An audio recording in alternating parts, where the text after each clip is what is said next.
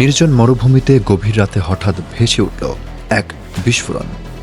আকাশ কেঁপে উঠল, আর মধ্যপ্রাচ্যের বুকে যেন বজ্রপাত নেমে এলো।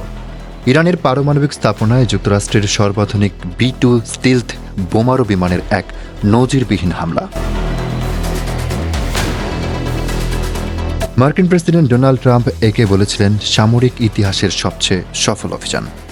বলা হয়েছিল ইরানের পারমাণবিক কেন্দ্রসমূহ সম্পূর্ণ ধ্বংস। কিন্তু মাত্র 3 দিন পর পেন্টাগনের গোপন গোয়েন্দা মূল্যায়ন যেন পুরো চিত্রটাই পাল্টে দিল। পেন্টাগনের গোয়েন্দা শাখা defence intelligence agency DIA CBS নিউজকে জানিয়েছে, ওই বিমান হামলায় ইরানের পারমাণবিক কর্মসূচি ধ্বংস হয়নি, বরং তাদের মতে দেশটির কার্যক্রম কয়েক মাসের জন্য পিছিয়েছে মাত্র।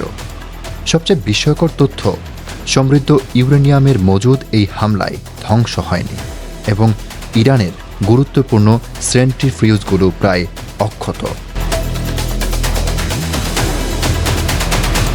হামলার সময় যুক্তরাষ্ট্র ফোর্দো, নাতানজ ও ইস্ফাহান এই 3টি উচ্চ গুরুত্বপূর্ণ পারমাণবিক স্থাপনায় নিক্ষেপ করে 30,000 পাউন্ড ওজনের বাংকার বাস্টার বোমা, যা 60 ফুট কংক্রিট বা 200 ফুট মাটি ভেদ করে বিস্ফোরিত হওয়ার ক্ষমতা রাখে। এই অস্ত্র এতটাই বিধ্বংসী যে একে মেসিভ অর্ডিন্যান্স পেনিট্রেটর বলা হয়। তবুও ভূগর্ভস্থ মূল স্থাপনাগুলো রয়ে গেছে প্রায় অক্ষত। স্যাটেলাইট চিত্রে ফোর্দোতে দেখা গেছে 6টি বিশাল গর্ত এবং ধ্বংসস্তূপ যেখানে বোমাগুলো আঘাত হেনেছে।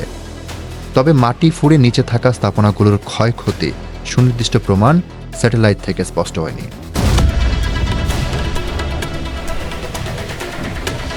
আরও চমকপ্রদ তথ্য হল, ইরান আগেভাগেই তাদের সমৃদ্ধ ইউরেনিয়ামের কিছু অংশ স্থানান্তর করে ফেলেছিল। অর্থাৎ যুক্তরাষ্ট্রের সারপ্রাইজ অ্যাটাক পুরোপুরি পরিকল্পনার বাইরে ছিল না ইরানের জন্য। এই গোয়েন্দা মূল্যায়নের পরই শুরু হয়েছে ওয়াশিংটনের রাজনৈতিক ঝড়। ডোনাল্ড ট্রাম্প এবং তার ঘনিষ্ঠরা দাবি করছেন এই মূল্যায়ন উদ্দেশ্য প্রণোদিত, তাকে হ্যায় করার জন্য করা হয়েছে। ট্রাম্পের বিশেষ মধ্যপ্রাচ্য দূত স্টিভ উইটকফ বলেছেন, এটা রাষ্ট্রদ্রোহিতার শামিল। তার দাবি, সবকিছু সম্পূর্ণ ধ্বংস হয়েছে, কোনো সন্দেহ নেই। ট্রাম্প নিজেই উইটকফের একটি ভিডিও ক্লিপ শেয়ার করে বলেন, ফোর্দোতে 12টি বাংকার বাস্টার ফেলেছি, ছাদ ভেদ করেছে, সম্পূর্ণ ধ্বংস করেছে।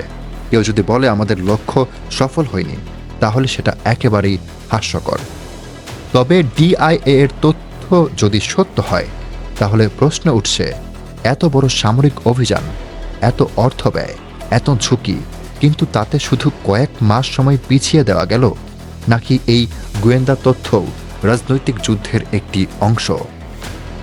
এই রিপোর্ট এখন শুধু সামরিক বিশ্লেষণ নয়, বরং এক দুঃসাহসিক স্ট্রাইককে ঘিরে যুক্তরাষ্ট্রের অভ্যন্তরীণ রাজনীতির কেন্দ্রবিন্দু হয়ে উঠছে।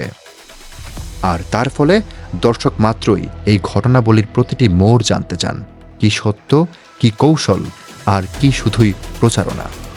দর্শক, ধন্যবাদ এতক্ষণ সাথে থাকার জন্য।